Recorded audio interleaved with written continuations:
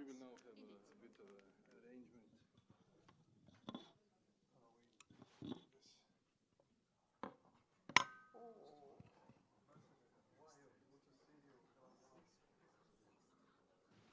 So good afternoon and welcome to this special meeting with the Prime Minister of Croatia, and for the special occasion of the 10 years of EU membership, which is a great occasion. Fantastic. We are very happy that we can have this discussion. Above all, since we as a think tank have been strongly involved since, say, we are 40 years, by the way, this year as a think tank. But from 1990, 1991, we have been extremely active in the whole debate about opening up towards the Balkans, the Western Balkans, new members, Eastern Europe, Central Europe. Have been very active in that debate with many what are currently member states. I'm very happy, let's say, that we can have this debate with the latest member of the EU, after which we had a bit of a freeze under President Juncker. But now, of course, the circumstances have changed a lot and have changed a lot, certainly over the last year and a half.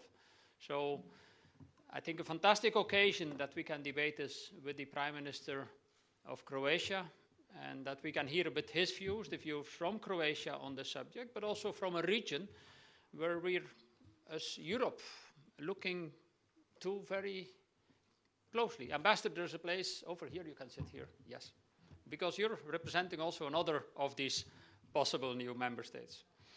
So, with this in mind, I would like to welcome Prime Minister Plenković, I think very well known in Brussels, Prime Minister since 2016, before that also a member of the European Parliament, and before that also a member of the Parliament in Croatia, and also before that a diplomat in the Croatian diplomacy.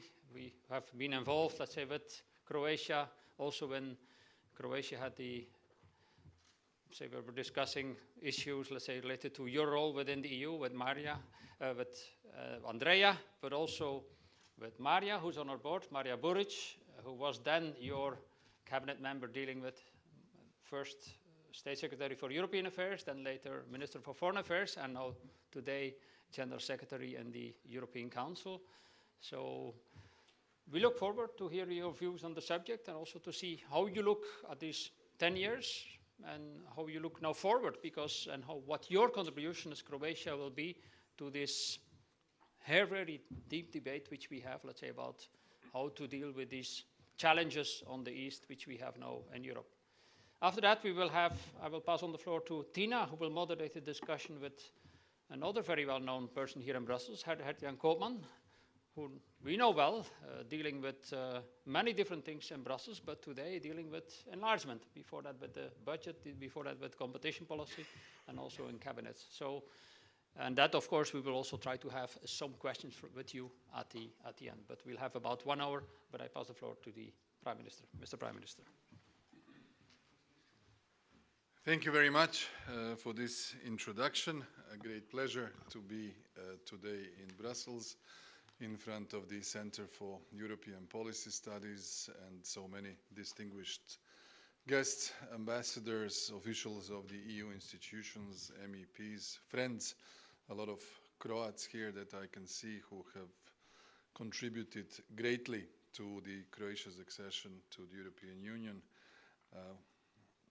Since we are in the festive atmosphere, I would like to thank all of you who contributed in one way or another from various positions, also to representatives of the Croatian media who are here for many years. Perhaps several of you know all the stories that were happening with our journey towards the membership of the European Union from the earliest days of our European aspirations.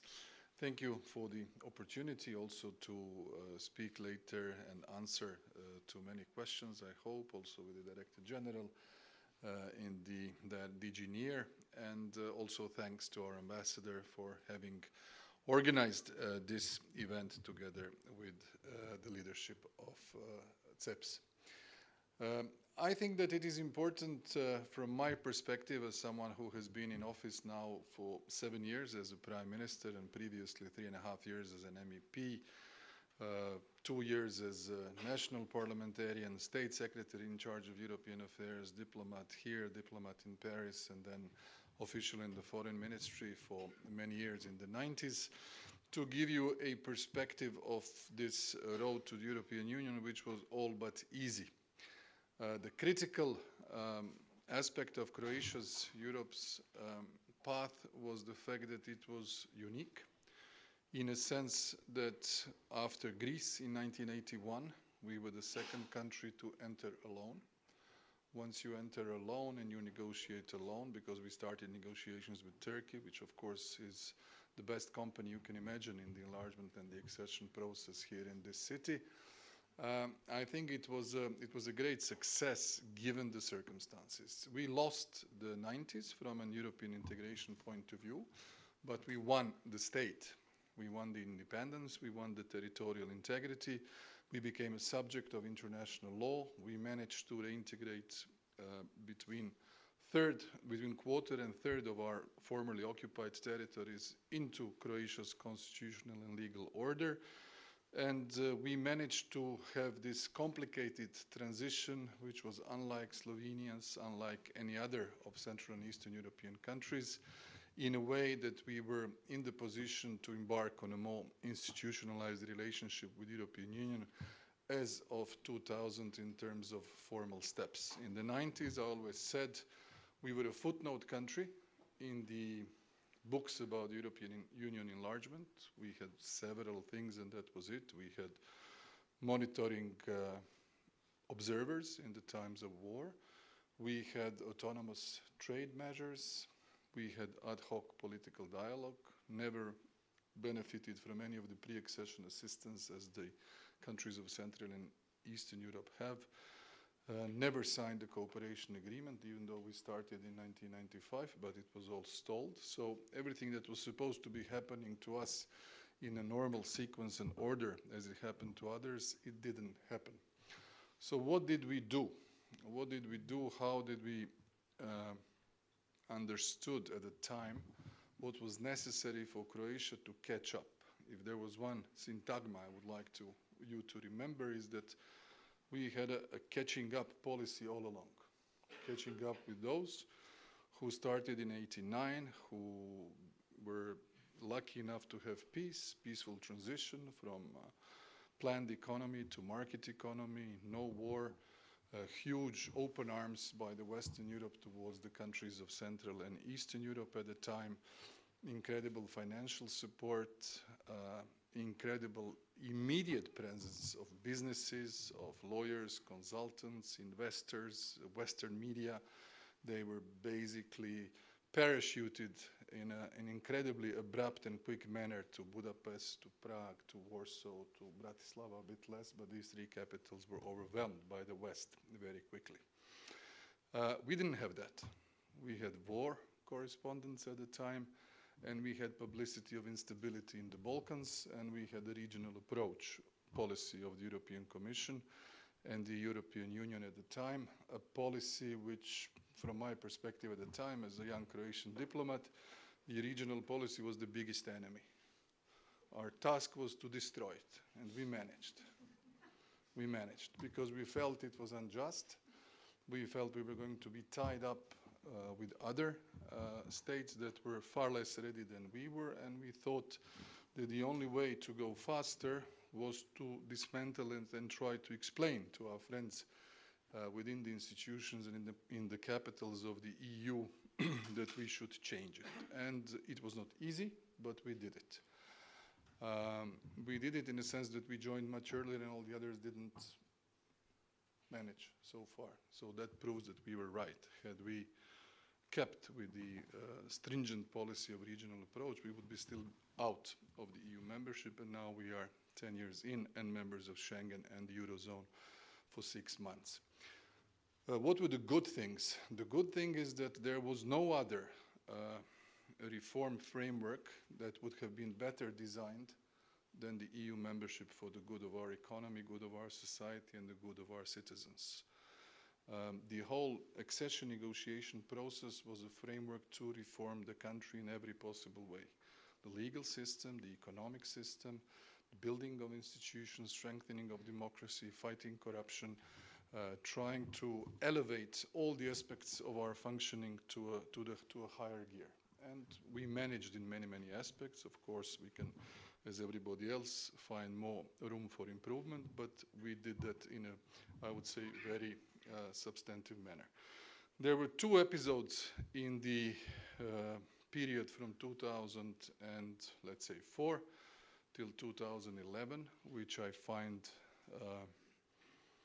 very annoying, because due to those 2 episodes, we lost several years of our development and we prolonged our accession negotiation process. One was a bilateral issue with Slovenia, which took more or less 2 years in our path.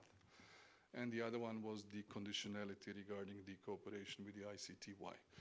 These 2 conditions took away, I think, between 3.5 and 4 years of our development and of our speed towards the European Union. So we joined only in 2013. For all of us veterans in that exercise, they will remember we said we'll join 2006, 7, 8, 9, 10, 11, 12, 13, so eventually it was 13. So none of us guessed the year, but it was finally okay from today's perspective. Why am I saying this? I'm saying this because of today's context. I just came from Podgorica yesterday at the meeting of the Southeast European Cooperation Process, and I can see the thrive and the enthusiasm and the will of the countries of Southeast Europe to join the European Union, and many of them being in some sort of a waiting room for an incredible period of time in a very unjust manner. The greatest example, of course, is North Macedonia. If I remember the Zagreb summit, the first one, we always mention the Thessaloniki, but Zagreb was actually the first one in November 2000. They actually started the negotiations on the stabilization and association agreement before us. They did it in Zagreb. Almost, you may remember Mr. Van Doren and all of these things.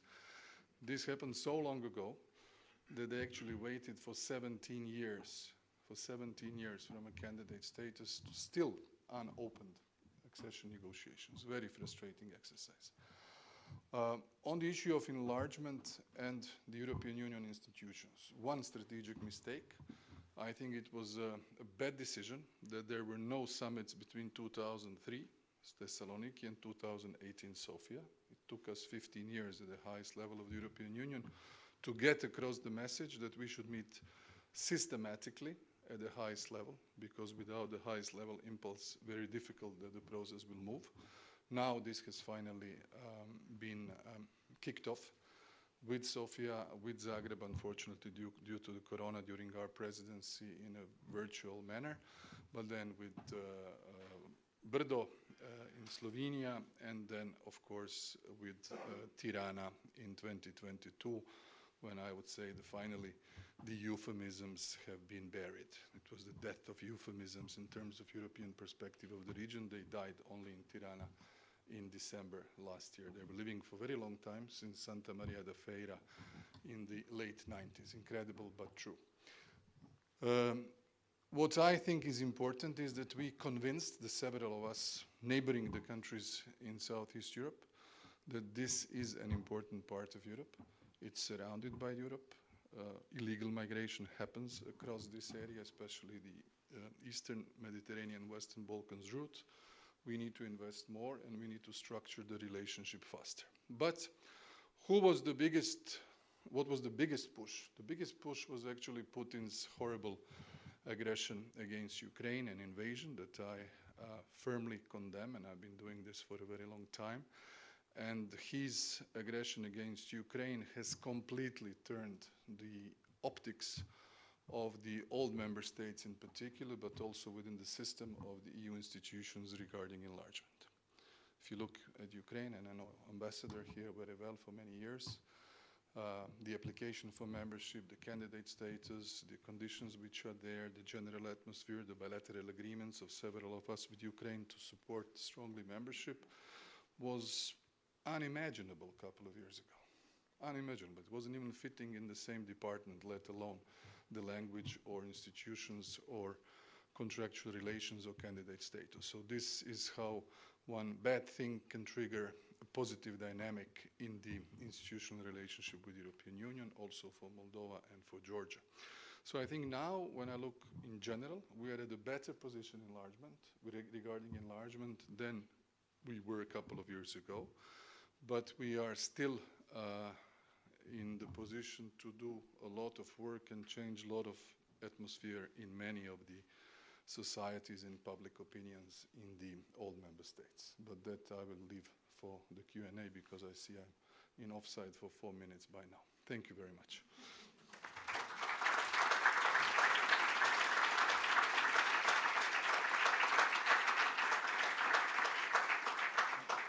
Thank you very much, Prime Minister, for sharing so openly your insights. And I think this is a good moment, on the note you have left us with, to turn to Director General to elaborate indeed why has EU's enlargement policy was not working. As Prime Minister mentioned, if there was not a war, probably the enlargement would not have even moved up to date. Thank you very much, and good afternoon to all of you. Well, I think there were two important factors. The first is that I think the EU 27, minus a few, was simply not ready for enlargement for a while. And we need to be honest about that. That was the lay of the land, made things difficult. Secondly, I think it's also fair to say that the very clear determination which the Prime Minister illustrated in the case of Croatia, massive reforms, incredible acceleration on the accession track, that wasn't universally on offer in some of the other countries. So I'm personally delighted that these two factors have changed. I think certainly the view on enlargement has changed radically because of this terrible tragedy, this war of aggression, and the importance of geopolitics that has begun. What we now need to do is to also accelerate the pace of reforms in the countries and to help their economies prosper more robustly. Thank you. Yes. So you've mentioned the opinion about enlargement has changed.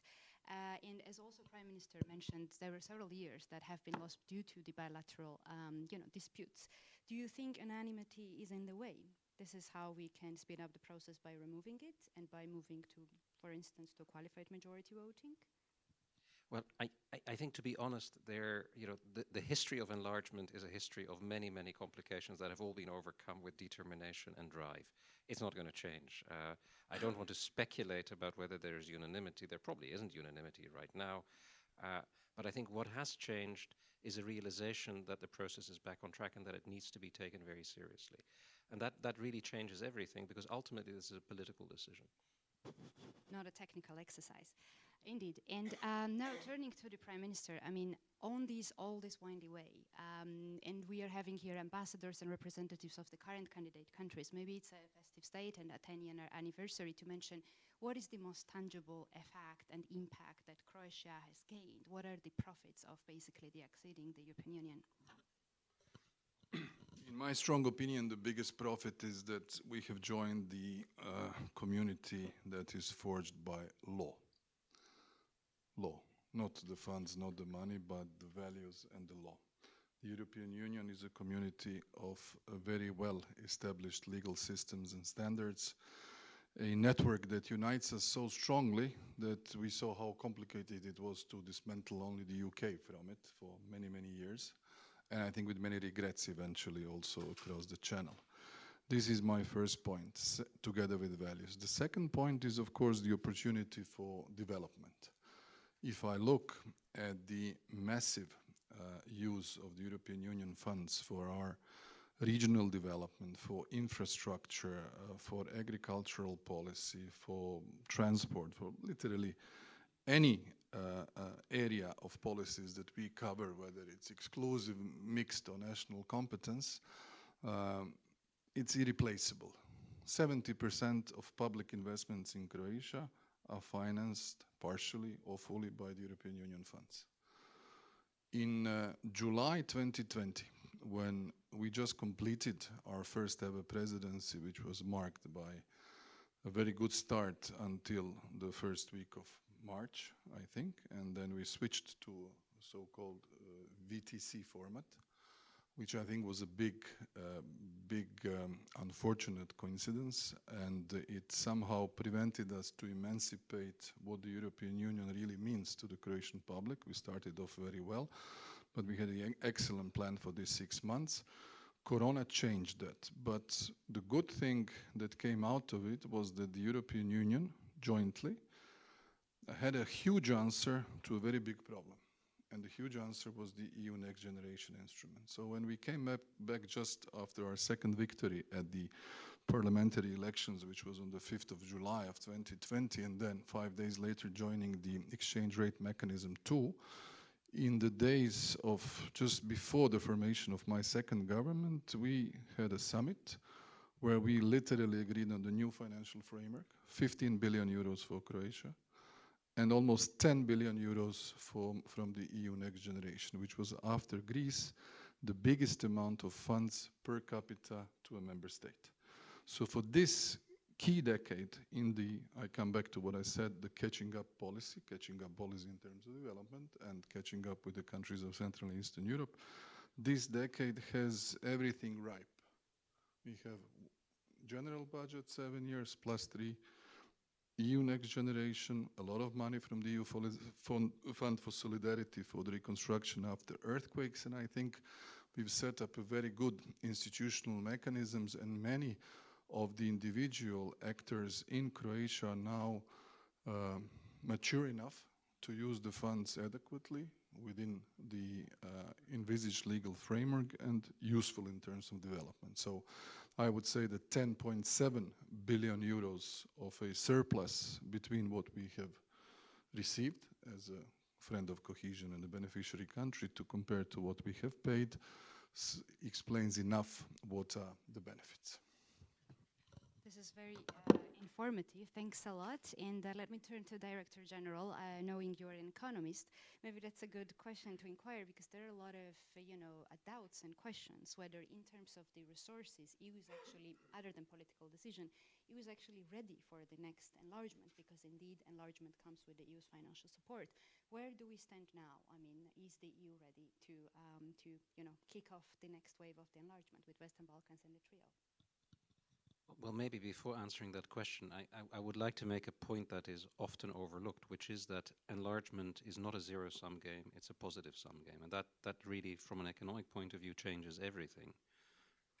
Just an illustration, the growth rates of the Big Bang enlargement in the 2000s of these countries was 6% a year, whereas the EU was growing at 2% a year.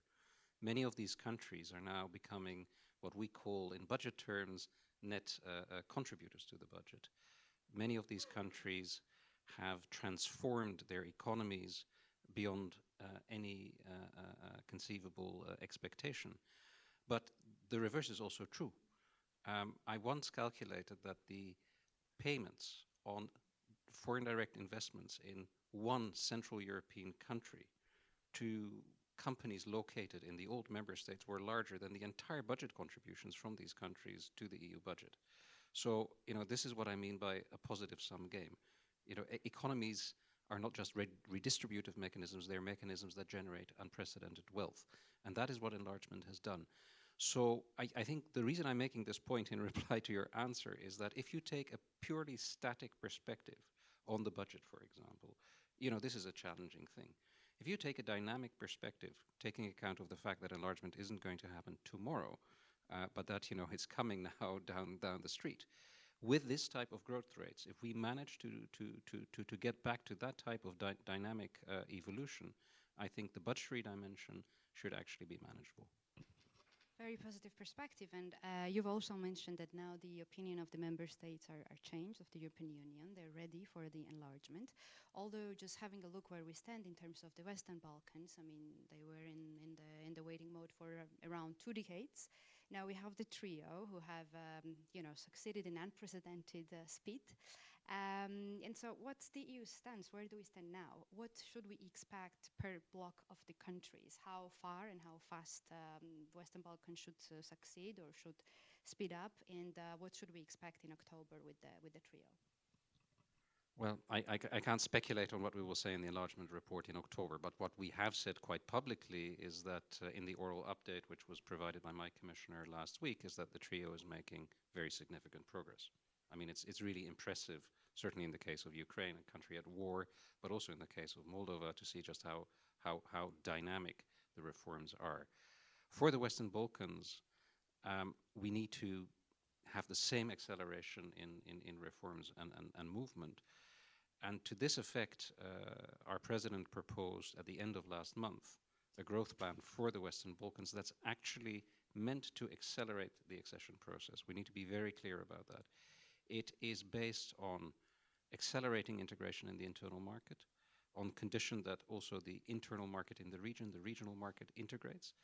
It foresees additional funds for the region. The Commission has proposed in the revision of the MFF to add 2 billion euros, and maybe we can add some loans to that as well, to be seen, which would have to be accompanied by reforms on the accession track. I think that's a package which actually resembles a lot the next generation EU logic, which the Prime Minister just mentioned. So one way of putting this is that actually the President has proposed a next generation EU type approach for the Western Balkans to help them accelerate.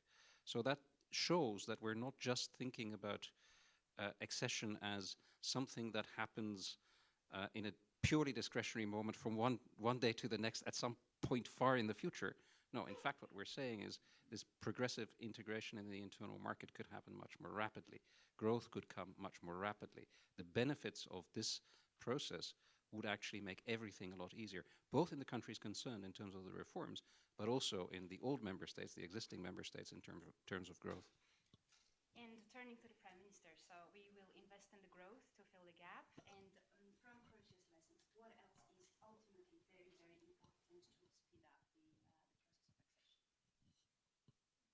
There are, in my view, three essential ingredients, and they combined will provide success. One, there needs to be a clear political will on the side of the EU member states to accelerate the enlargement. Precondition number one. Second is that there is a clear commitment to reform and a sort of whip-like strategy of the governments that are on the demandeur side. And the third element is the efficiency of the assistance the Director General has just mentioned. A lot of funds, a lot of money that has been poured in the region is really a carrot in that respect. But what needs to be improved is the actual functioning of many of the countries concerned. For many years it was clear, and for those of us who spent some time living in some of the EU capitals, you can feel better what the enlargement is and how it is perceived by the publics. I think that the biggest negative contextual process that happened was the flow of illegal migration in 2015 and 16. After that, everything is more complicated. It's very clear. It has altered completely the narrative of the political parties. And I would say, if I look at the debate at the level of the ministers of interior regarding the asylum and migration pact, this was exacerbated. What was unthinkable before became almost a normal line for many states regarding the solidarity and the responsibility debate. And I personally have attended debates at the European Council that I thought when I was much younger were impossible among the friends and partners and the club where the solidarity and mutual understanding is the way we operate. It was unbelievable. Late night, just leaders, statements that were made, never published, luckily. Incroyable. So I think we need to feel the mood and the atmosphere internally, especially in the big member states, the net contributors, those who feel that they should have a greater say in the institutional role distribution in terms of budgetary contribution. I always say in Croatia, and I ask the young audiences, do you know how many member states are net contributors and how many are the net beneficiaries? Unusually, very, very few people know this. Very few people know this. Almost none. One maybe that somehow passed some sort of budgetary crash course on the EU issues. But nobody really knows it. And without understanding that and understanding the mood, and it's an evolutionary, it's a decade-long evolutionary mood, not necessarily a very positive one among the very big countries who abandoned 2 commissioners about 20 years ago. Without understanding that, you will never understand why they have some reservations on these issues. So the budget and the influence, this is key. But the functionality of the countries in the region is essential. I agree that TRIO has been progressing very fast, which for Ukraine in a very specific situation under aggression with the occupied territories is even more difficult. But the progress is there, and we are all very supportive and committed to stand by you, both in terms of support of your political ambitions, but also to continue functioning in terms of financial, economic viability, and of course, military assistance. And Prime Minister, just to double check with you, do you think unanimity will come in the way and will, break the unity of the member states when it comes to the decisions related to foreign policy and enlargement? Well, from a perspective of a smaller member state, and I think there are many of us in that camp, it's very difficult we will abandon it. Nobody would do it in our position. I'm saying this very calmly. We should create conditions that countries who use the so-called veto power on some decisions actually never use it. This is the essence of diplomacy. But if we start overvoting each other on critical issues, especially of national interest, we will create even more bad atmosphere. And that's why we always said that bilateral issues, no matter how important they are internally, they should somehow be kept away from the European context. I always say that even for the detriment of my own popularity at home, I always said that using bilateral issues can be helpful short-term on the domestic side, but in terms of reputation at the international level, it's devastating. Has to be understood that way, and we are behaving responsibly for a very, very long time, but there are ways we can accentuate the topics of special interest. Thank you very much. I don't want to monopolize the time as the moderator, so let me open the floor for the questions. Please raise your hands. We will distribute the microphones and briefly introduce yourselves. Questions open.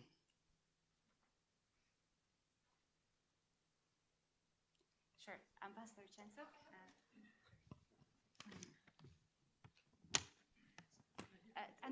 Andrea, here with Thank you very much, Prime Minister, Director General. First of all, many thanks to Croatia, all member states, institutions for support. You mentioned 2 things which hindered or delayed your accession to the Union, and we are about to start the process. Question to both of you. How to distinguish those must-haves and nice-to-have for the acceding country? Because I think the very important thing to strike this balance, what is really essential for the candidate states, for acceding states, to have before the moment, and what kind of areas, prerequisites could be developed later on. So because for us it's very important now, and even today we see that some issues are too much articulated, but probably this is our perception. But I think this is quite essential what you said. We may collect some questions. Other questions from the audience? Sure.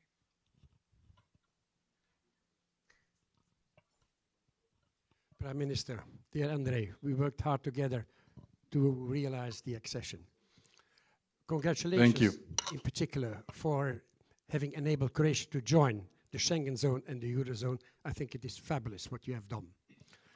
It is clear that the atmosphere is improving on the side of the member states with regard to possible further enlargements.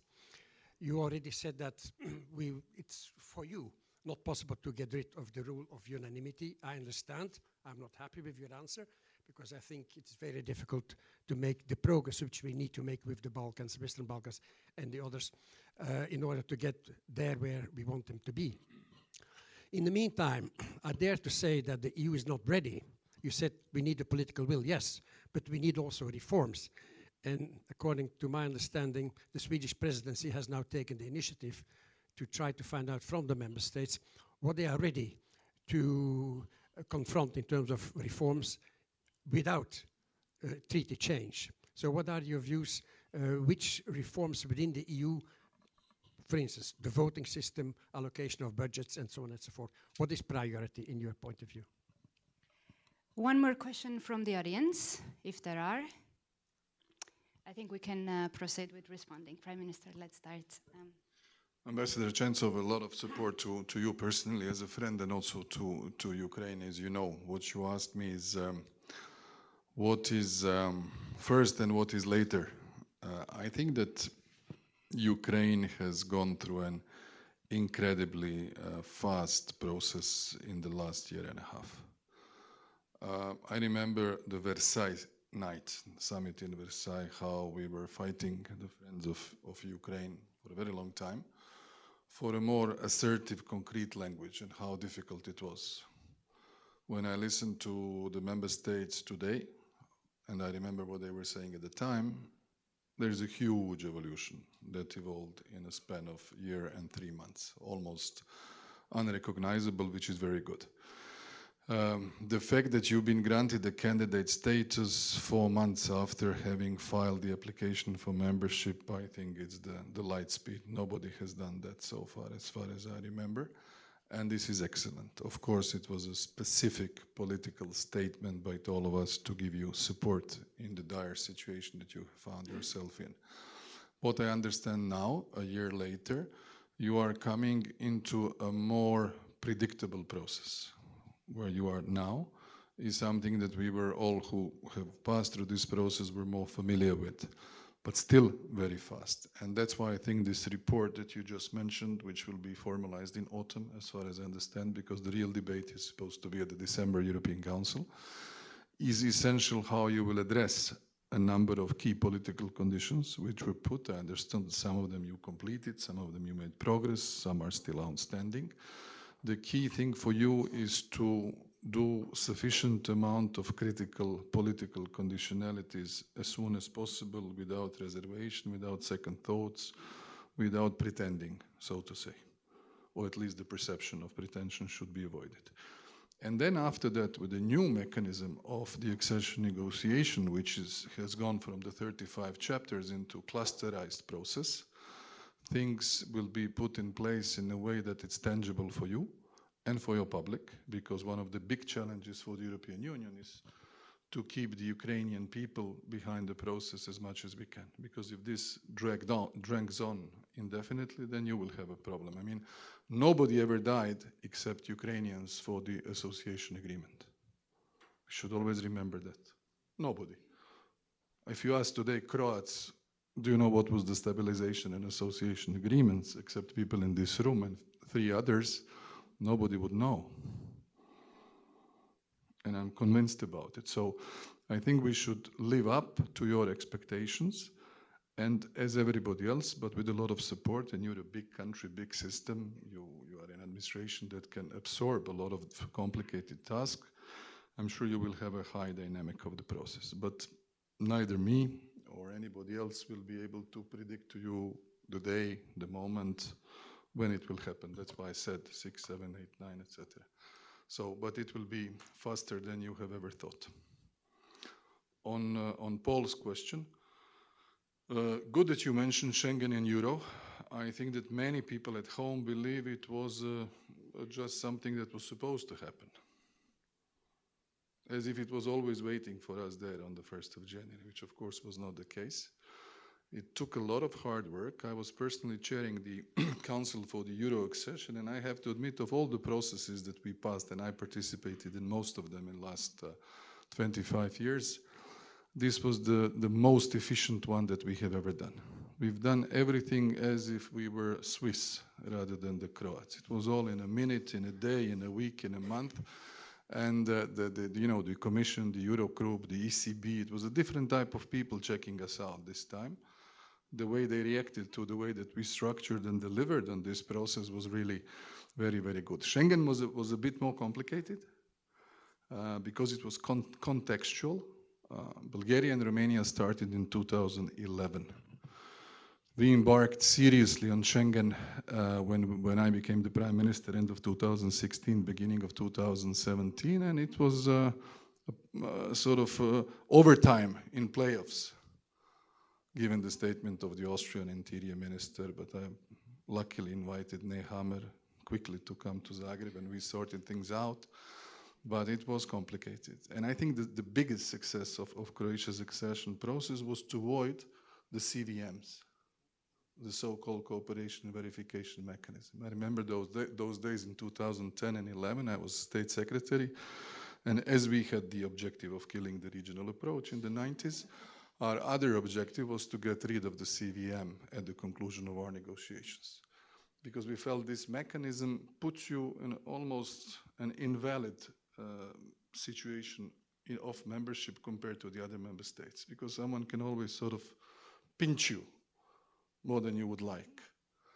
And we were right. And the fact that we joined Schengen faster than the two countries that started 5-6 years earlier is different. Of course, their geographic position is different, and they are exposed to more challenges, especially regarding the illegal migration. But it was a big thing. When it comes to the European Union general reform, what you asked, I think our Vice President of the Commission, Dubravka Šuica, I see her Chief of Cabinet here, Colin, she did a very good job on the side of the Commission in coordinating things, and especially the public debate. I think the outcome hasn't been really fully properly digested by the member states and all the other institutions. We are now entering the electoral year, in this case, both at the European level, but at the same time in Croatia. I don't think much will happen in the next 12 months, and this is clearly an agenda for the period 24-29. And here the appetite for institutional reform varies completely from member state to member state. After the constitutional treaty ending up in a Lisbon Treaty and the referendum in 2005 in France and the Netherlands, people are a bit wary.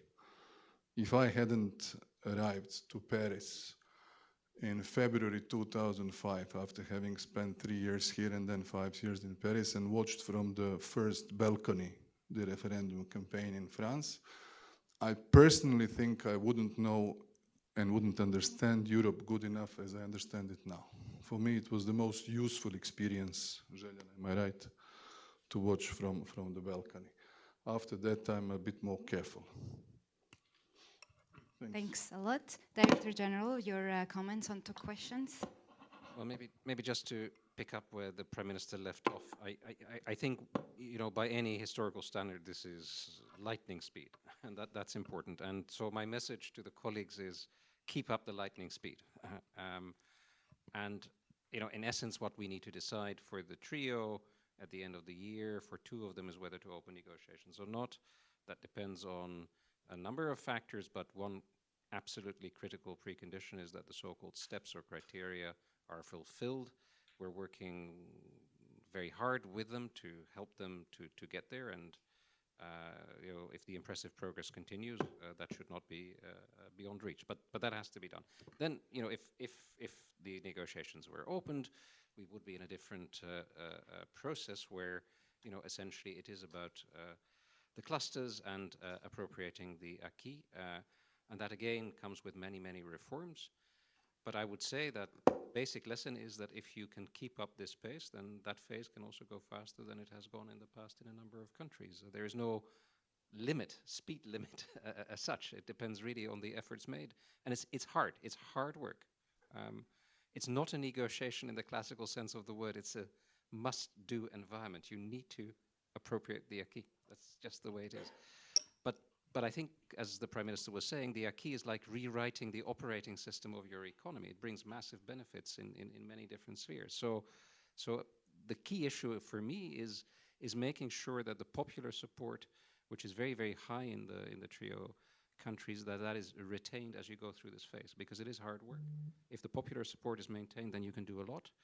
And at the same time, as I said, we from our side should, in our view, be offering some of the benefits of membership before membership happens. That's already happening through the DCFTA in the case of Moldova and Ukraine, and with the new growth initiative that we have announced for the Western Balkans, we could do the same there. We have to go faster. I think what I see as an economist is that there is a desynchronization between the political cycles in our partner countries and the benefits of enlargement. We have to close that gap because that's important for intrinsic motivation and speed. So, Mr. Koopman, just to voice the question of Ambassador Sentsov, so everything is a must, all the steps, all the acquis, all the clusters. Yes. Clear. And another question to turn to you as well, which reforms do we need to undertake in the European Union? Well, I think there are many reforms we need to undertake. We could spend the whole afternoon, but I think we should not hide behind the need for reforms in the European Union at this stage of the process, neither for the trio nor for the Western Balkans. The next phase, the next year, the next 2 years, that phase can be entered into and can advance rapidly without any decisions being taken on our internal agenda. We should not use the internal agenda as an excuse not to move forward with the enlargement process. And I think that's very important. And then we can have a long debate about what we need to do internally. There are many things we need to do internally. As the Prime Minister said, these things are hard because, you know, giving up powers that member states have in the field of unanimity is not straightforward. But equally, if we look at the history of the EU's enlargement process, if we look at the history of the EU more generally, I think these are all challenges that are not insurmountable. The size of the Western Balkans is half of the size of the economy of the country I know best. It's not a huge economy. I think the growth rates that I was referring to, which we should aspire to, will actually be a benefit for the old member states. So, you know, with a number of adjustments, I'm very confident this can be dealt with if there is the political will. Just to double check with you, so we should not expect any reforms in the enlargement policy itself. So we will rely on the clustering, methodology as introduced in 2020. No other changes in the policy itself? Well, I think I've just mentioned an initiative which the Commission President took less than a month ago, which uses the existing methodology to actually accelerate. So this shows, in my view, that the existing methodology is fit for purpose if it is used and interpreted ambitiously. Thank you. Checking whether we have any more questions in the audience. Any questions?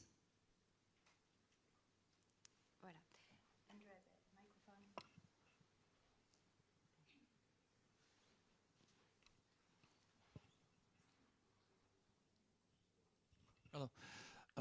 I have a question, Prime Minister, too, for you. Actually, you mentioned the immigration flows, and probably that was unavoidable at the beginning. And now we see that there's similar processes in Eastern Partnership countries. So how successfully you managed to stop these immigration flows, especially in the beginning, and what is the situation now? I mean, you cannot stop the population, of course, because everybody looks for a better life. So what was your experience, and what would you advise for the countries who are actually aspiring now for the membership? Thank you. Thank you very much. Dr. Gagakcia, any other questions? I think this will be the final call. Sure. Question here, Andrea.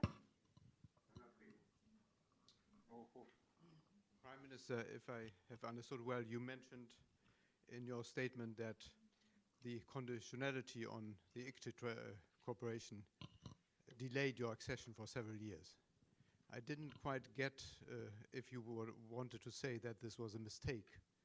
I'm asking this question also. We have heard very little this afternoon about conditions for further accessions related to rule of law and the basic values. I could imagine that despite all the needs for economic development in the candidate countries, there might be the biggest obstacles for making it to the accession of the Western Balkan countries. Thank you very much. I think we will move on answering the questions. Prime Minister. When it comes to illegal migration and the experience of Croatia, I think there are two elements. Element number one, the difference between the 2015 and 16, when literally we saw the movement of people. This was not a migration flow. It was like an incredible amount of people walking from Middle East and further in Asia towards Europe without almost any hindrance at the border. Here I specifically refer to the Turkish-Greek border. I think the biggest change was the policy of my friend Kyriakos Mitsotakis, who basically sealed the border between Turkey and Greece. And that's why partially that he won elections so convincingly, and people remembered that in Tsipras's time it was a walk in the park rather than the border.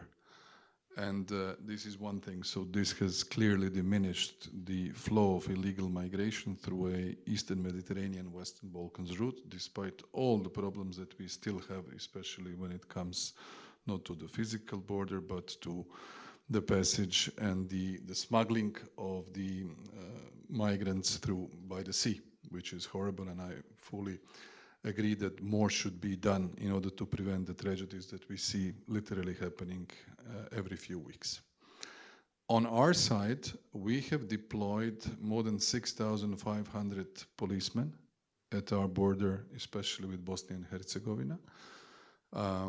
I, as a Prime Minister, deliberately opted not to erect walls, fences, or barbed wires with our neighboring countries.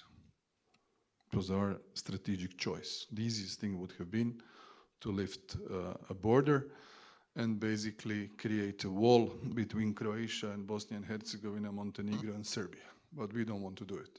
Politically, we don't want to do it. We feel it would be a bad message. And that's why we opted for strengthening the police contingents at our borders in order to control the flow of illegal migration, to use well funds that came from the relevant funds covering the Ministry of Interior in terms of technological equipment, surveillance, all sorts of thermovision cameras, helicopters, everything that is needed. And most of all, very good cooperation with police forces of other countries. This was key. And this was the reason why we managed these two elements.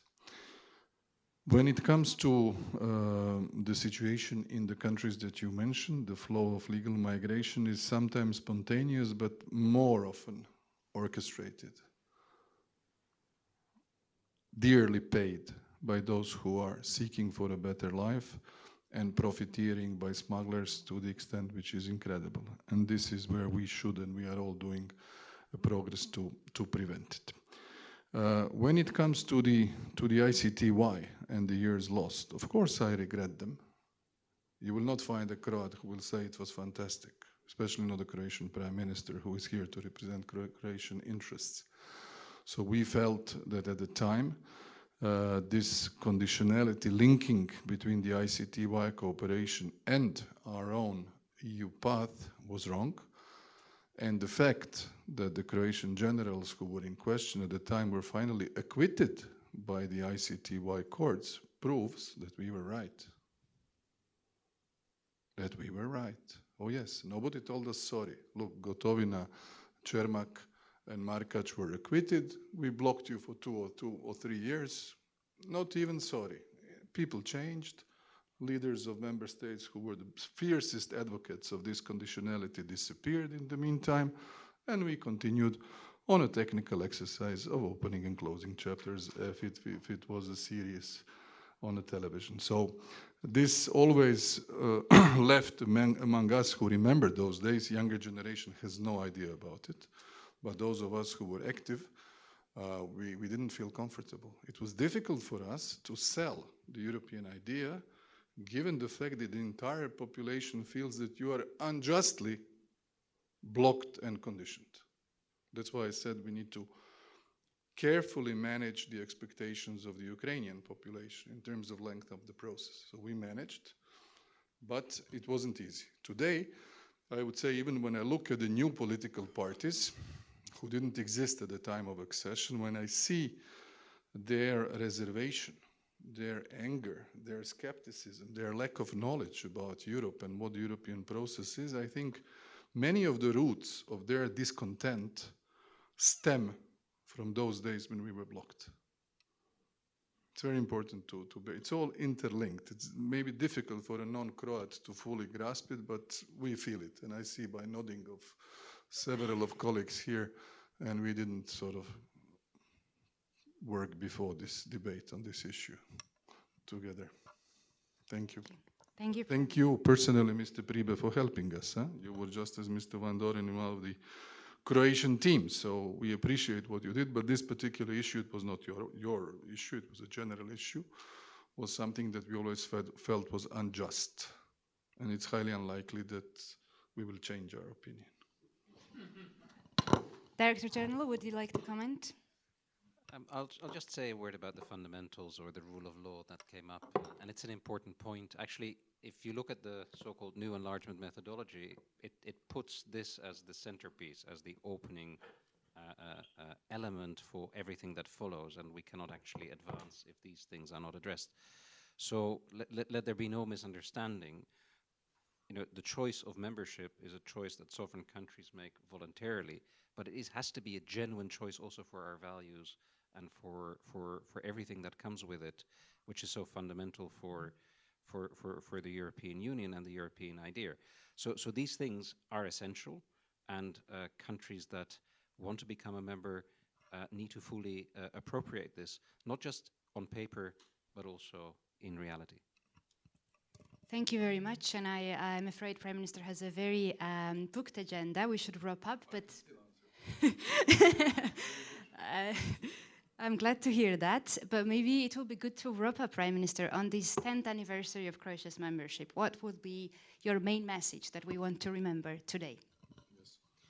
Well, I think we can be very proud on what we have attained, especially the transformative process in the last 10 years. I think we need to do a lot of homework at home.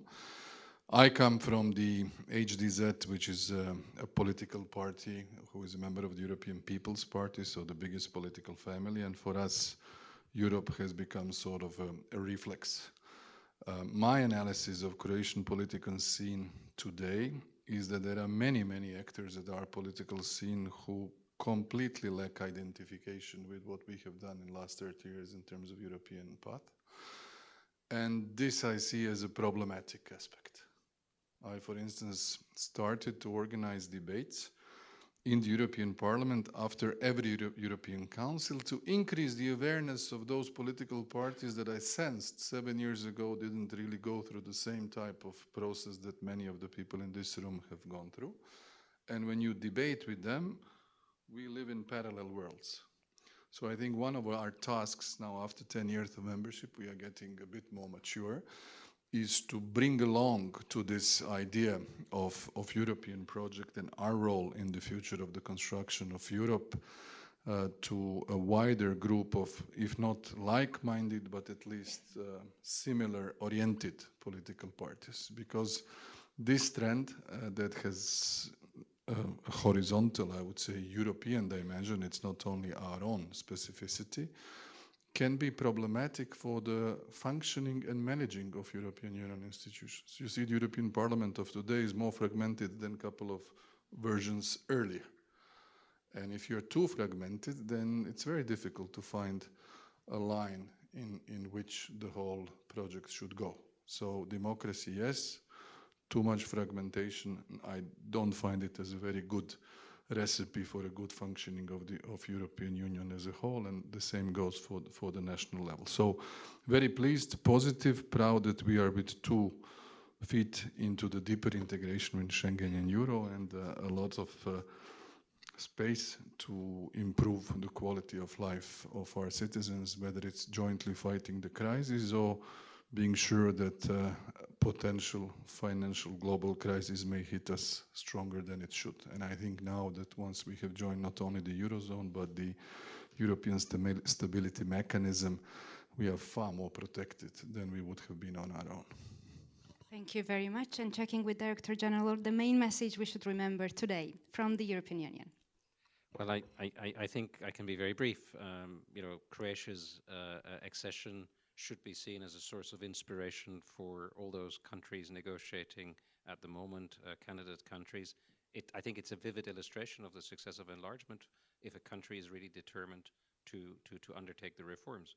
I mean, a country that is now a full member of the Eurozone, that is a member of Schengen, that is fully integrated in the EU, that is growing faster than the average, that I think is very tangible evidence of the power of enlargement. Thank you very much. Let's wrap up on this note. The power of the enlargement, probably the most powerful tool until now. Let me thank to Prime Minister for being with us. It was a pleasure and honor. Let me thank the permanent representation of Croatia to the European Union and Madam Ambassador Andrassy. Let me thank Director General for being with us, Andrea Bitnerova, my colleague, and the whole SEPS team for organizing this event. And let me also inform you that the Prime Minister is inviting over Croatian wines, so we can enjoy Croatian wines here and celebrate the 10 years of Croatia's membership. Please join me in celebration.